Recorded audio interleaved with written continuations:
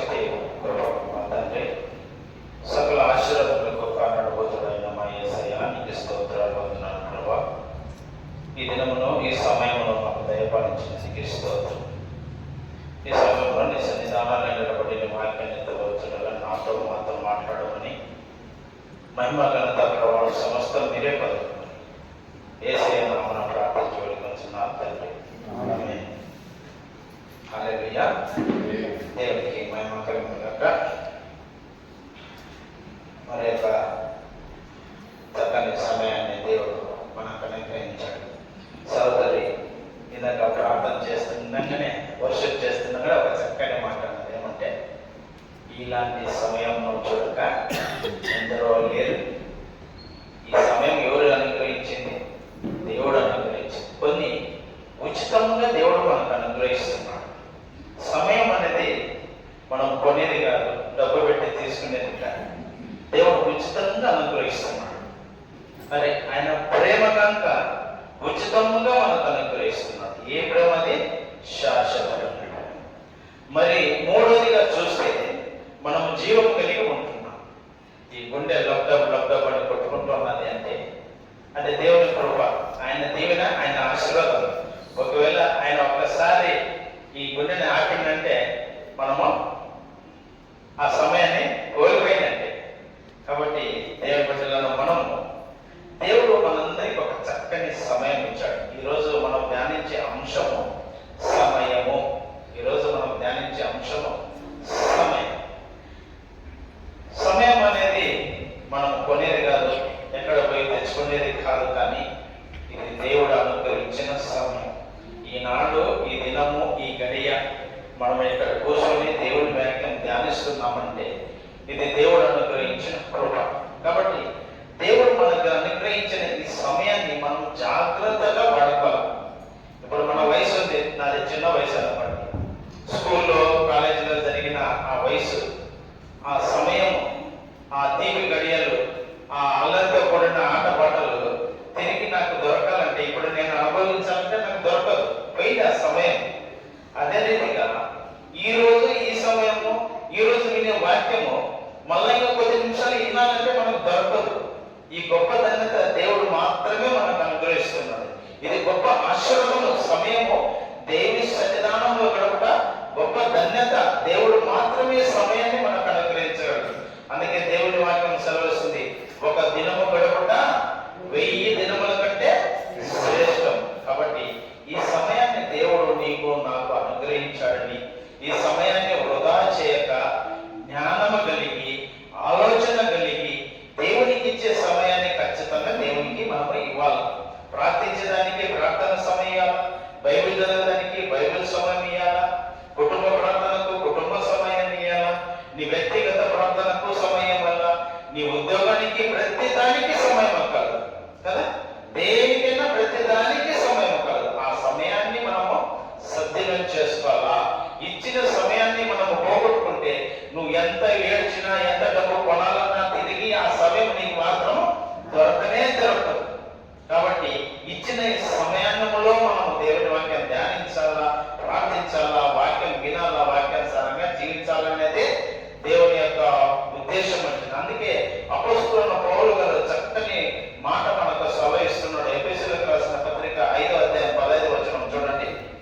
దినములు చెడ్డవి కనుక మీరు సమయమును పోనీయక సద్వినియోగము చేసుకొనుచు అజ్ఞానుల వలె కాక జ్ఞానుల వలె నడుచుకున్నట్లు జాగ్రత్తగా చూసుకోండి. ఆమేన్. దేవునికి మహిమ కలుగును గాక. దినములు చెడ్డవి ఉన్నాయి.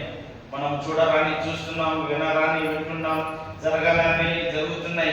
ఏ సమయంలో జరగటంలా ముందు రాత్రిలో జరిగే సమయంలో అవి ఇప్పుడు పగలే జరుగుతాం. దొంగతనం రాత్రిలో జరిగింది, ఇప్పుడు పట్ట పగలే రోడ్లో పోతానే దొంగతనం ఉంటుంది. కాబట్టి భయంకరమైన దినములు ఉంటున్నాయి, చెడ్డ దినములు ఉంటున్నాయి, అంత దినములు ఉంటున్నారు, దుర్దినములలో ఉంటున్నాం. కాబట్టి మనం ఏం చేయాలంటే దినములు చెడ్డ మీరు సమయమును పోనీయక, ఇచ్చిన ఈ సమయం, ఈరోజు ఈ సమయం ఇచ్చాడు దేవుడు నీకు నాకు, దేవుని వాక్యాన్ని ధ్యానించేదానికి, దేవుని వాక్యాన్ని వినేదానికి, విని దాని ప్రకారం జీవించేదానికి గొప్ప సమయము దేవుడు మనకు అనుగ్రహిస్తున్నాడు. కాబట్టి ఆ సమయాన్ని మీరు పోగొట్టుకోకుండా ఏం చేయాలనుకుంటున్నాడంటే సమయమును పోనీయక సద్వినియోగం చేసుకున్నాము. ఈ సమయాన్ని వాడగలం. సపోజ్ మనం ఇంట్లో 10 మంది ఉన్నాము, 5 మందికి ఆహారం వండింది అనుకోండి, అమ్మ అక్కన చెల్లెళ్ళు. ఇప్పుడు ఏం చేస్తాం? 10 మందికి రావాలి. దాన్ని ఏం చేస్తాం? సర్ది కొద్దిగా నైనా కొద్దిగా తీసుకొని మనం ఏం చేస్తాం? సర్దుతాం కదా. నువ్వు ఇంత తిను. తల్లికి లేకపోయినా పర్వాలే, ముందు పిల్లలకు భర్తలకు పెడుతుంది, వాళ్ళ కడుపులు చూస్తుంది కదా. ఆ రీతిగానే యేసు ప్రభు నువ్వు నేను సమయాన్ని వాడుకోవాలని ఎదురు చూస్తున్నాడు. నీకు ఇచ్చిన సమయాన్ని నువ్వు సద్వినియోగం చేసుకో అని దేవుని వాక్యం చదివిస్తుంది. ఒకవేళ ఈ సమయాన్ని నువ్వు పోగొట్టుకున్నావు అనుకో, ఈ క్షణం, ఈ నిమిషం, ఈ గడియలు నువ్వు పోగొట్టుకున్నావు అనుకో, తిరిగి నువ్వు ఎంత ఏడ్చినా, ఎంత డబ్బు పెట్టి కొనాలన్నా, ఎంత బంగారు ఇయ్యాలన్నా ఆ సమయం నీకు దొరకదు. అందుకే దినములు చెడ్డబడి కనుక సమయమును పోనీయక సద్వినియోగం చేసుకొనొచ్చు, అజ్ఞానం లేక జ్ఞానం కలిగి మనం జీవించాలి. దేవుడు మనకు జ్ఞానం ఇచ్చాడు. చక్కగా ఆ జ్ఞానాన్ని దేవుని కోసమే ఉపయోగించాలి. దేవుడు ఈ లోకానికి మనం యాత్రికులు, ప్రయాణికులు అయినాం. ఒకరోజు ఈ లోకాన్ని అందరూ విడిచిపోవాల్సిందే. పోయేటప్పుడు ఏం తీసుకుని పోతాం? ఏమీ లేదు. ఒకటి దేవుని ఆశీర్వాదం మనం తీసుకొని పోవాలి. ఆ పరలోకానికి చేరాలంటే దేవుని నమ్మకాల, దేవుడు ఇచ్చిన సమయాన్ని మనం సద్వినియోగం చేసుకోవాలా, జ్ఞానం కలిగి మనము జీవించాలి. అప్పుడే దేవుని ఇచ్చిన సమయాన్ని మనం వాడుకున్న వారం అవుతాం. అందుకే ఈ రీతిగా అపొస్తలుడైన పౌలు చక్కగా ఎఫెసీయులకు సెలవిస్తూ మీరు సమయాన్ని సద్వినియోగం చేసుకోండి, అజ్ఞానులకైతే జ్ఞానంగా జీవించండి అంటాడు. ఒక జీవులు ఉండే, మనకు తెలుసు, సామెతల గ్రంథంలో ఒక జీవి ఉంది. ఆ జీవికి జ్ఞానం మనకి ఆవగించకన్నా తక్కువ దానికి జ్ఞానం. సామెతల గ్రంథం 6వ అధ్యాయం 6వ వచనములో సోమరి చీముల యుద్ధంకి వెళ్ళి వాటి నడతను చూసి నేర్చుకున్నాము అంటది. అవి ఎవరికి అధికారం ఉండడు, వాటకు రాజు ఉండడా, తల్లిదండ్రులు ఉండరా, ఎవరు లేరు వాటకు. అయితే వేసవి కాలం మాత్రం ఏం చేస్తామంటే ఒకదాన్ని అప్పుడు ఒకటి పోయి ఎక్కడ ఆహారం ఉందో అక్కడ ఆహారాన్ని తెచ్చుకొని సమకూర్చుకొని అవి దాచిపెట్టుకోండి. ఎందుకంటే ఇప్పుడు వచ్చింది వర్షాకాలం, ఒక చినుకు పడితే మేము పట్టుకొని పోతాం, ఒక గాలి వచ్చిందంటే ఎక్కడో పడిపోతాం. అందుకంటే జ్ఞానం కలిగి సమయాన్ని వాడుకుంటున్నాయి. అయ్యో వర్షాకాలం వస్తే మేము మా ప్రాణాలు పోగొట్టుకోవాల్సి వస్తుంది. అందుకే వేసవి కాలమనే అవి సమయాన్ని సద్వినియోగం చేసుకుంటూ వర్షాకాలం బయటికి పోకుండా ఆహారాన్ని సిద్ధపరచుకుంటుంది. చూసారా లేదా? అన్ని ఒక్కటిగా పోయినా ఒక లైన్ ఒక్కటిగానే పోతుంటాయి. అన్ని ఒకటి ఎదురుదవుతుంటాయి. నేను ఆహారం నాకు నేను తీసుకుపోతా, మనం నువ్వు తీసుకురాపో అంటదేమో, కానీ నేను తీసుకురా, నువ్వే బోర్డు తీసుకురా, నేను తీసుకుపోతానంటే కదా. ఎక్కువ గమనించారా? చిన్నప్పుడు నేను బాగా గమనించింది. అట్లా అవి వేసవి కాలంలో ఆహారం సమకూర్చుంటే ఏం చేస్తాయి? వేసవి కాలంలో సమయాన్ని పోగొట్టుకోవాలి. దరిద్రుల వల్ల నిద్రపోవాలి, నిద్రపోతు వల్ల నిద్రపోవు. వర్షాల కాలానికి ప్రాణాలు పోకుండా ఆహారాన్ని సిద్ధపరచుకుంటాయి.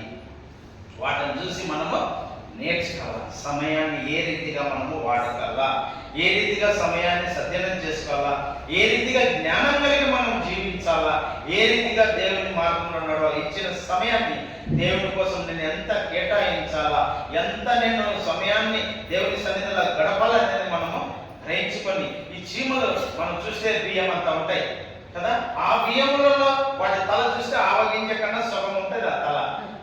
దాంట్లో పడితే మన తల ఎంత పెద్దది ఉంది కదా, ఇంత తల, ఇంత పెద్ద మెదడు దేవుడు జ్ఞానం ఇచ్చాడంటే మనం ఎంత జాగ్రత్తగా ఉండాలి కదా. వాటికంటే 100 అన్నీ ఉంటే లెక్క పెట్టలేమా మన మెదడు. అంత గొప్ప జ్ఞానం ఈ లోకంలో ఎవరికి లేనంత జ్ఞానం, తెలివి దేవుడు మనకి ఇచ్చాడు. ఆ సమయాన్ని సద్వినియోగం చేసేదానికి దేవుడు జ్ఞానం ఇచ్చాడు. కాబట్టి సమయాన్ని మనం సద్వినియోగం చేసుకొని దేవుని రాకడ కొరకై మనము సిద్ధపడాలి. ఇచ్చిన సమయాన్ని దేవుని సన్నిధానంలో ప్రతిదినం దేవుని వాక్యం చదవాలా, ప్రార్థించాలా, కుటుంబం కోసం ప్రార్థించాలా, ఇతరుల కోసం ప్రార్థించాలా. అదే దేవుడు నీకు నాకు ఇచ్చిన గొప్ప ధన్యత, భాగ్యం అనే సమయాన్ని మనము వాడబడాలి. అందుకే ఈ రీతిగా సమయము మనం జాగ్రత్తగా వాడగల. దినము చెడ్డవనే కనుక అజ్ఞానంలో కాక జ్ఞానం కలిగి మనం సమయాన్ని వాడగల. ఇచ్చిన సమయాన్ని దేవుడు ఈనాడు జీవము కలిగి ఉన్నామంటే దేవుని చిత్తమై ఉంటుంది. ఆయన ఉద్దేశం ఉంటుంది. ఒక్కసారి మనకెళ్ళి చూడలేదు, నువ్వు ఎవరు నాకు తెలియదు అన్నమనుకో, మన ప్రాణం నిలబడినట్టే. మన దేవుడు ఇచ్చిన సమయాన్ని మనం రద్దగా పోగొట్టుకున్నట్టే. ఉచితమైన ఈ సమయాన్ని మనము అజ్ఞానంలో పోగొట్టుకున్నాం అనుకో, తిరిగి నువ్వు ఎంత ఏడ్చినా, ఎంత దొల్లాడినా, ఎంత ప్రార్థించినా తిరిగి రానే రాదు. నేను అనుకుంటా, నిజంగా ఒక ఉదాహరణ చెప్తా. మన ట్రైనింగ్ పోయినప్పుడు అయితే 3 నెలలు ఎంత సంతోషం గడుపుకుని, ఎంత హాయి గడుపు, ఒక క్రమము, ఒక పద్ధతి. ఆ టైంకి వేయాలి, ఆ టైంకి నాష్ట చేయాలి, ఆ టైంకి స్కూల్కి పోవాలి, ఈ టైంకి వచ్చి బోధించాలి, ఈ టైంకి వంటకాలు, ఈ టైంకి స్టడీ చేయాలి. ఒక సిస్టమ్, ఒక పద్ధతి అయినా ఉంది. ఆ సమయాన్ని ఒకవేళ మేము పోగొట్టుకున్నాం అనుకో, తిరిగి మళ్ళీ మనకు దొరకదు. ఈనాడు వినే ఈ వాక్యం మళ్ళీ ఒక 10 నిమిషాలు నేను వినాలని అనుకున్నాను అనుకో, మనకు దొరకదు. అందుకనే సమయాన్ని ఏం చేయాలి, మనము సద్వినియోగం చేసుకోవాలా, వాడుకోవాలా. సద్వినియోగం అంటే దాన్ని ఉపయోగం చేసుకోవాలి. ఇప్పుడు డబ్బులు ఉన్నాయి వచ్చినట్టు ఈ రోజే 10,000 దొరికినాయి, 10 రోజులు ఈ రోజే ఖర్చు పెడతామా? లేదు. ఆ నెల వరకు జాగ్రత్తగా ఏం చేసుకుంటాం, దాన్ని వాడుకుంటాం, సద్వినియోగం చేసుకుంటాం. ఆ రీతికని దేవుడు నీకు నాకు ఇచ్చిన సమయాన్ని మనము వాడతారని అపొస్తలుడైన పౌలు మనకు జాగ్రత్తగా హెచ్చరిస్తున్నాడు. దినములు చెడ్డవి, మీరు సమయాన్ని పోనీయవకనే అని దేవుని వాక్యం సెలవిస్తుంది. ఇది మొదటి, సమయమును సద్వినియోగం చేసుకోవాలి. రెండోది, గడిచిపోయిన సమయం తిరిగి రాదు. గడిచిపోయిన సమయము తిరిగి మనకు రాదు. చూడండి, హెబ్రీయులకు రాసిన పత్రిక 12వ అధ్యాయము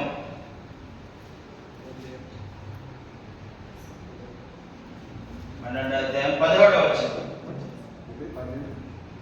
12 హెబ్రీయులకు రాసిన పత్రిక 12వ అధ్యాయం 10వ వచనం చదవండి ఎవరైనా.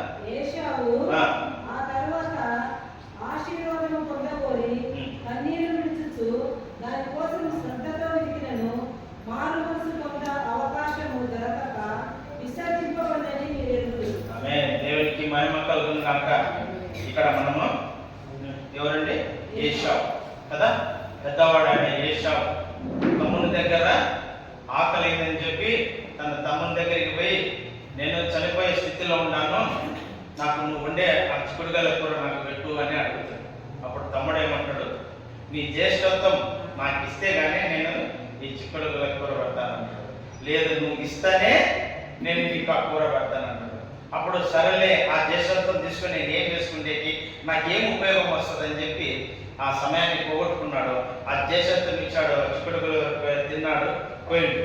ఇప్పుడు ఎంత ఏడ్చినా ఆ యొక్క ఆ జ్యేష్ఠత్వం తిరిగి నాకు దొరకాలన్నా తనకు దొరకదు, ఎందుకంటే పోగొట్టుకున్నాడు. అందుకే ఇక్కడ ఏమంటాడు చూడు, పైన చూడండి, 15వ వచనం నుంచి 15. మీలో ఎవడైనాను దేవుని కృపను పొందకుండా తప్పిపోవడం అనియు, చేదైనా వేరు ఏదైనా మొలచి కలవరపరచడం వలన అనేకులు అపవిత్రులు పోదడం అనియు, ఒక్క పూట కూటి కొరకు తన జ్యేష్ఠత్వ హక్కును అమ్మివేసిన ఏషా వంటి భ్రష్టుడైన వ్యభిచారైన ఉండడేమో అని జాగ్రత్తగా చూసుకోనండి. ఒకవేళ మనము కనుక ఒక్క కూటి కోసము మనం సమయాన్ని పోగొట్టుకున్నామేమో, మన జ్యేష్ఠాన్ని మనం పోగొట్టుకున్నామేమో ఒక్కసారి గ్రహించుకోండి. ఈనాడు చూస్తే పెద్దోనికి ఏమి ఉండదు, నిజంగా మనకి జ్ఞానం కూడా ఏమి లేడు, అంత చిన్నోడి మీదే బాధపడేట దిక్కి మీద అన్ని వాడికే ఉంటాయి. అయితే పెద్దోడు ఏం చేసిండు, దేవుడిచ్చిన ఆశీర్వాదాన్ని కూటి కొరకు పిచ్చుకడగల కూర కోసం ఆశపడి తన ప్రాణం పోగొట్టుకుంటానని చెప్పి తన దేశాన్ని ఇచ్చేశాడు. అయితే ఇప్పుడు నాకు కావాలన్నా దొరకదు. తమ్ముడు మోసం చేసి యాకోబు కొట్టలు తెచ్చి కూర వండి తండ్రి కాడికి పోయి బొచ్చు కప్పుకొని, ఇగో నేనే ఏశామని చెప్పిన శరీరం అంతా ఏశావు శరీరమే కానీ స్వరం మాత్రము యాకోబు స్వరము ఉంది అని ఆయన గమనించి ఆయన కానీ యాకోబును ఆశీర్వదిస్తాడు. అక్కడ కనుక ఏశావు మోసపడతాడు, అక్కడ కనుక దేవుడిచ్చే ఆశీర్వాదం కనుక పోగొంటుంటాడు. ఓ నాన్న, నాకు ఒక్క ఆశీర్వాదం కనుక నువ్వు ఇచ్చలేదంటే దేవుడు లాస్ట్కు నేను ఆశీర్వాదము ఇచ్చేసినాయి అంటాడు. ఏదో ఉన్నది తనకు ఆశీర్వాదము ఇచ్చేస్తాడు. కాబట్టి ఆ రీతిగా దేవుడు ఇచ్చిన ఆ జ్యేష్ఠత్వాన్ని, ఆ సమయాన్ని పోగొట్టుకున్నాడు. ఎంత ఏడ్చినా తిరిగి తనకు దొరకదు. ఆ రీతిగా దేవుని బిడ్డలను మనము ఆ ఇచ్చిన సమయాన్ని మనము పోగొంటే ఎంత ఏడ్చి ఎన్ని కన్నీళ్లు గార్చినా మనకు దొరకదు. కాబట్టి దేవుడు ఇచ్చిన గడిచిపోయిన సమయాన్ని మళ్ళీ నేను తిరిగి దొరకాలంటే నీకు దొరకదు. ఇచ్చిన సమయాన్ని నువ్వు వాడుకో, నీ కోసం, నీ కుటుంబం కోసం, ముఖ్యంగా ప్రభు రాకడ కోసం సిద్ధపడడానికి, ప్రార్థన చేసేదానికి, ఆశీర్వదింపబడడానికి, దీవింపబడడానికి, దేవుని బిడ్డలను మార్గంలో నడిపించేదానికి ఇచ్చిన సమయాన్ని ప్రార్థన ద్వారా దేవుని సన్నిధానంలో గడపాల. ఒకవేళ జ్యేష్ఠత్వం నీకు ఇవ్వాలని ఆశ కోరిండేమో, ఇంకా నిన్ను ఆశీర్వదించాలని కోరిండేమో, నువ్వు ఎంత ఎక్కువగా ప్రార్థన చేస్తే, ఎంత సమయాన్ని ఎక్కువ నువ్వు దేవుని కాడ గడిపితే అంత దీవెనలు, అంత ఆశీర్వాదము నీకు దొరుకుతాయి. కాబట్టి దేవునికి మహిమ కలుగునుగా మొదటి అంశము సమయాన్ని సద్వినియోగం చేసుకోవాలా. రెండోదిగా సమయమును పోనీయకూడదు. గడిచిపోయిన సమయం తిరిగి మనకు దొరకదు. ఇంకా రెఫరెన్స్ ఉంటాయి కానీ మనకు చాలా ఒకటి. తర్వాత మూడో అంశం చూస్తే రక్షణ పొందే సమయం. ఏమది? రక్షణ పొందే సమయం. చూడండి 2 కొరింథీయులు 6వ అధ్యాయము 2వ వచనం. 2 కొరింథీయులకు రాసిన పత్రిక 6వ అధ్యాయము 2వ సమయమందు నీ మొరను ఆలకించితిని, రక్షణ దినమందు నిన్ను ఆదుకొంటిని అని ఆయన చెప్పుచున్నాడు కదా. ఇదిగో ఇప్పుడే మిక్కిలి అనుకూలమైన సమయము, ఇదిగో ఇదే రక్షణ దినము. ఆమేన్. దేవునికి మహిమ కలుగును గాక. ఏ సమయం ఇది? రక్షణ సమయము. నేను ఒక పాస్టర్ శాలం రాజు గారు ఆయన ఒక సందేశం ఇస్తూ బాప్తిసం కోసం సిద్ధపడిన వారందరూ ఇట్లా ముందుకు వచ్చి నిలబడినారు. అందరూ పెద్ద పెద్ద వాళ్ళు వచ్చారు. మా అంటే ఒక 10 సంవత్సరాల కుర్రవాడు వచ్చి ఆయన నిలబడ్డాడు. ఆయన పాస్టర్ గారు టీవీలో చెప్తూ ఆ అబ్బాయిని చూసి చిన్నవాడు ఏదిరా నీవు వచ్చినావు అంటే బాప్తిసం. దగ్గరకు పోయి ఆయన అబ్బాయిని అడుగుతాడు, నువ్వేంది ఏం తీసుకోవాలనుకున్నావు అంటే బాప్తిసం. ఎందుకు తీసుకోవాలనుకున్నావు అంటే యేసు ప్రభు నా కోసము రక్తాన్ని కార్చాడు, నా కోసము ప్రాణం పెట్టాడు, ఆయన నా సొంత రక్షకునిగా నేను స్వీకరించుకుంటాను. సరే, ఇంత చిన్న వయసులో ఎందుకు తీసుకోవాలనుకున్నావు అని అడుగుతాడు. అంటే చిన్నగా చెప్తాడు అన్నమాట, రేపు నాదో కాదో నాకు తెలియదు. సరే చిన్నవాడు అట్ట తిరిగి వీళ్ళందరికీ సిగ్గు వచ్చేటట్టు గట్టిగా చెప్పరు అని మైకి దగ్గర పడతాడు. రేపు నాదో కాదో నాకు తెలియదు అని. కాబట్టి దేవుని బిడ్డలన్న మనము రేపు సమయం నీది కాదు, నాది కాదు. ఈ నుంచి బయలుదేరే కొన్ని ఒక గంట చొప్పలో ఏ వార్తలు వింటామో ఇక్కడ కూర్చున్నాడు మనది, మన చేతిలో లేదు, దేవుని చేతిలో ఉంది. ఇంకా ఇక్కడ కూర్చున్న బిడ్డలలో చిన్నలు కావచ్చు, పెద్దలు కావచ్చు, ఎందరైతే దేవుని వాక్యం చూద్దాం, ప్రార్థన చేస్తున్నాం, దైవికంగా ఆత్మీయంగా బాగా ఎదుగుతుందాం, అయితే మాత్రం యేసు ప్రభు చెప్పిన మాట శిష్యులతో మీరు సర్వలోకానికి సర్వ సృష్టికి స్వార్థను ప్రకటించన్నాడు. నమ్మి బాప్తిసం పొందినవాడు రక్షింపడు. ఇంకా ఎవరైతే నమ్మి బాప్తిసం పొందలేదో దయచేసి మీరు నమ్మిన మన ప్రభువైన యేసు క్రీస్తును దయచేసి బాప్తిసం తీసుకోండి. ఆలస్యం చేయబాకండి. రేపు సమయం ఆ చిన్న అబ్బాయిని చూసి నిజంగా నేర్చుకోవాలి. నాకు చాలా ఇంప్రెషన్ అయితే, నేను చాలా సంతోషపడ్డా. నేను ఎప్పుడో 30 సంవత్సరాల తర్వాత నేను బాప్తిసం తీసుకున్నాను. అప్పటి వరకు నాకు తెలియదు దేవుడు అంటే ప్రార్థన పోతున్నా కానీ బాప్తిసం గురించి ఎందుకు తీసుకోవాలి, దేని గురించి తెలియదు. అట్లా చిన్నవాడు 10 సంవత్సరాలు 12 సంవత్సరాలు ఉన్న కుర్రవాడు యేసు ప్రభు నా కోసం వచ్చాడు, నా కోసం ప్రాణం పెట్టాడు, మా పాపల కోసమే ఆ కలవరశిలను కార్చాడు అన్నాడు. ఇప్పుడు ఎందుకు తీసుకుంటున్నారంటే రేపు నాదే కాదో తెలియదు. వాళ్ళు తీసుకున్న తర్వాత ఎక్కడుంటావు అంటే దేవుడి కాడ పరలోకంలో ఉంటాను. ఎంత చక్కని సాక్ష్యం అప్పుడు ఇచ్చాడంటే మనం ఎంత నిజంగా గ్రహించాల్సినది. అప్పుడు నేను చాలా ఆశ్చర్యపడి, ఎంత చిన్న బిడ్డ దేవుడు ఎంత జ్ఞానం ఇచ్చి దేవుణ్ణి స్వీకరిస్తున్నాడంటే మనం ఇంత పెద్దలను ఇంకా ఎవరు తీసుకెళ్ళలేదు. దయచేసి తీసుకోండి. ఇదే అనుకూల సమయము, ఇదే రక్షణ దినం. రేపు నీది కాదు, ఇంకా అర్ధగంట అయినా నాది కాదు, నీది కాదు, ఎవరిది కాదు. ఎవరి దారి వారి పోతాం.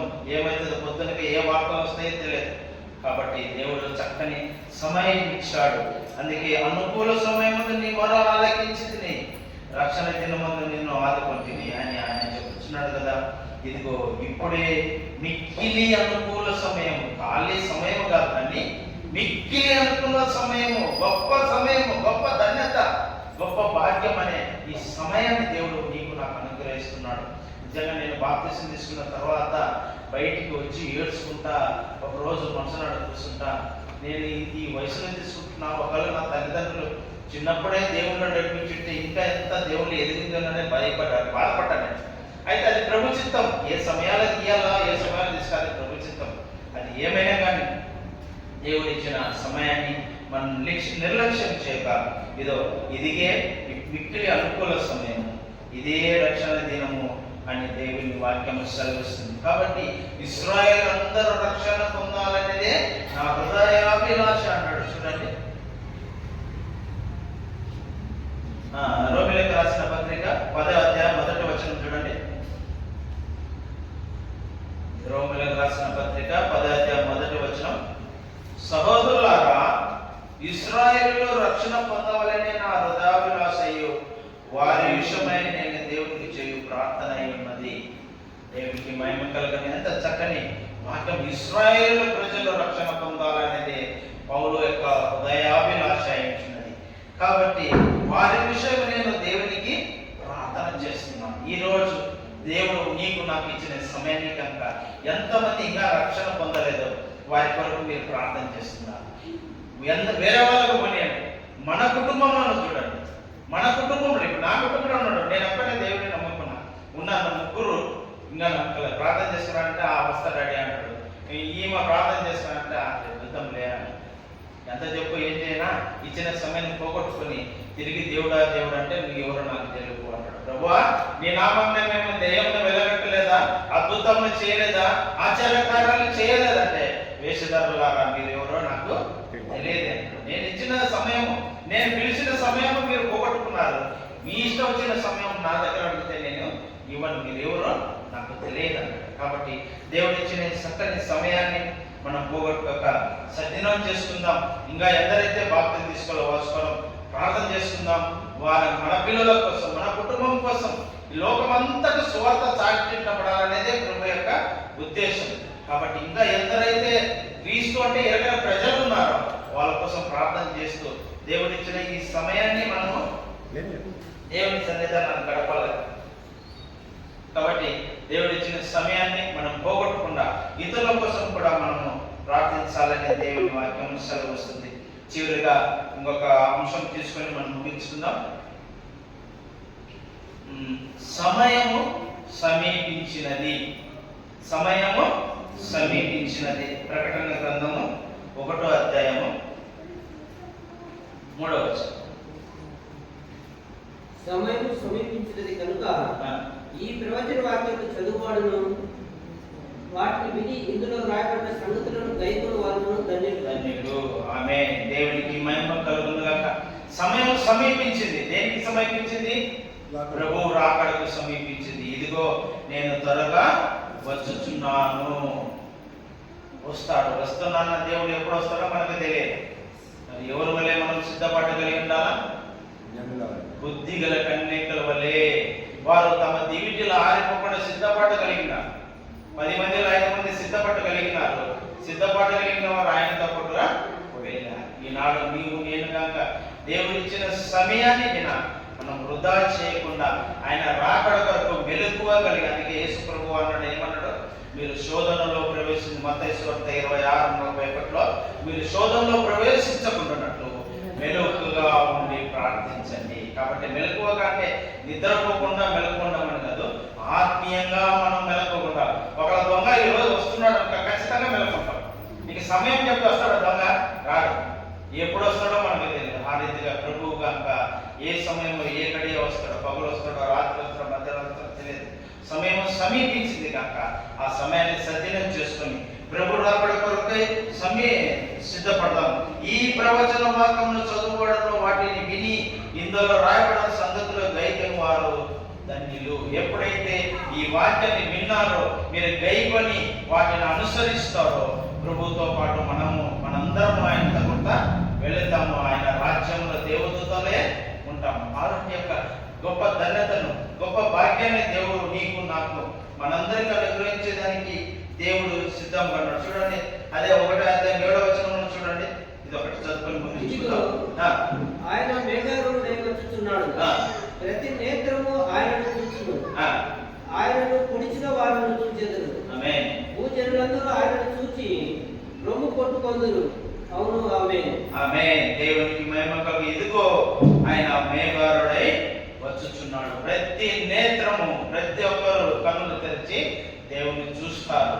అప్పుడు పైకి పోయేవారు పైకి పోతారు, ఒకలా నరకానికి వెళ్ళేవారు నరకం పోతారు. అప్పుడు నువ్వు ఎంత ఏడ్చినా, ఎంత కన్నీరు గార్చినా, నువ్వు ఎంత ప్రార్థించినా, అయ్యో అయ్యో ప్రభువా తలుపుది అంటే మీరు ఎవరో నేను వచ్చి తలుపు తట్టినా మీరు తలుపు తీయలేదు, నేను మిమ్మల్ని ఎరగను. ఒకవేళ నువ్వు దేవుని ఎరిగి సమయాన్ని దేవునికి ఇస్తే ఆయన నీతో, నీ కుటుంబంతో, నీతో సవాసం కలిగి ఉంటాడు. ఆ యొక్క పరలోక రాజ్యంలో ఆయన భోజ బలలో మనం పాల్గొంటాం. అలాంటి ధన్యత దేవుడు నీకు, మాకు, మనందరికీ చక్కని సమయం ఇస్తున్నాడు. ఆ సమయాన్ని వాడబడండి. ప్రార్థించేదానికి, వాక్యం చదివేదానికి, మన కుటుంబం కోసం ప్రార్థించేదానికి, మన సంఘాల కొరకు, మన స్నేహితుల కొరకు, మన బంధువుల కొరకు, మన పిల్లల కొరకు ప్రార్థించండి. సమయాన్ని పోగొట్టుకోకండి. ఈరోజు చాలా అలసిపోయినాలే, ఈరోజు ఏమి లేదు, రేపు చేస్తాం, రేపు పొద్దున్నే చేసుకోం, మళ్ళీ పొద్దున్నే లేస్తేనే విచారం ఉంది, నిద్ర వస్తుంది, ఇంకొక చెప్పండి మధ్యాహ్నం చేసుకుంటాను, మధ్యాహ్నం వస్తే కడుపు నిండా అన్నం తిన్నా, నేను నిద్రపోతే సాయంత్రం, మళ్ళీ సాయంత్రం వాయిదా వేస్తే, అయితే నువ్వు వాయిదా వేస్తే దేవుడు కనుక వాయిదా వేస్తాడు. ఇంకా ఒకటేసారి నువ్వు 4-5 సార్లు వాయిదా వేస్తావు, దేవుడు ఒక్కసారి వాయిదా వేస్తాడు. నువ్వు ఎవరో నాకు తెలియదు అన్నాడు. కాబట్టి దేవుడి బిడ్డల మనము దేవుడు ఇచ్చిన చక్కని సమయాన్ని, సుందరమైన సమయం, దేవుడు ఇలాంటి భాగ్యం, ఇలాంటి ధన్యత వినేదానికి కనుక ఈనాడు మనకి ఇచ్చాడు. ఈ సమయాన్ని ఇక్కడ ఎవరైతే మనం కూర్చున్నామో ఈ సమయాన్ని ఈనాడు ఇచ్చాడంటే అదే దేవుని కృప, దేవుని ఆశీర్వాదం. కాబట్టి ఇచ్చిన సమయాన్ని మనం ఏం చేయాలా? జ్ఞానం కలిగి, అజ్ఞానులే కాక జ్ఞానం కలిగి నడుచుకుంటూ సమయాన్ని మనం సద్వినియోగం చేసుకుందాం. ప్రభు రాకడతో సిద్ధపడదాం. ఇచ్చిన సమయాన్ని ఉపయోగం చేసుకుందాం. ప్రార్థన కొరకు, వాక్యం చదివేదానికి, సేవ చేసేదానికి, పాటలు వినేదానికి, కుటుంబ ప్రార్థన చేసేదానికి సమయం ఇచ్చడం. ఇంకా నువ్వు నీ నిదానం చేస్తే రేపు నీదో నాదో కాదు, రేపు నాదో నీదో కాదు, ఇదే అనుకూల సమయం, ఇదే రక్షణ దినాన్ని గుర్తెరిగి ప్రభువుని నీ సొంత రక్షకునిగా అంగీకరించండి. ఆలస్యం చేయొద్దు. ఇంకా ఎవరైతే తీసుకెళ్ళేదో అట్టి సమయాన్ని దేవుడు నీకు ఇస్తుంటే దాన్ని నిర్లక్ష్యం చేయబడమని మనం చేస్తూ దేవుడు ఇచ్చిన ఈ పరిశుద్ధమైన వాక్యాన్ని, లేఖను దేవుడు దీవించి ఆశీర్వదించుగాక. దేవునికి మహిమ కలుగును.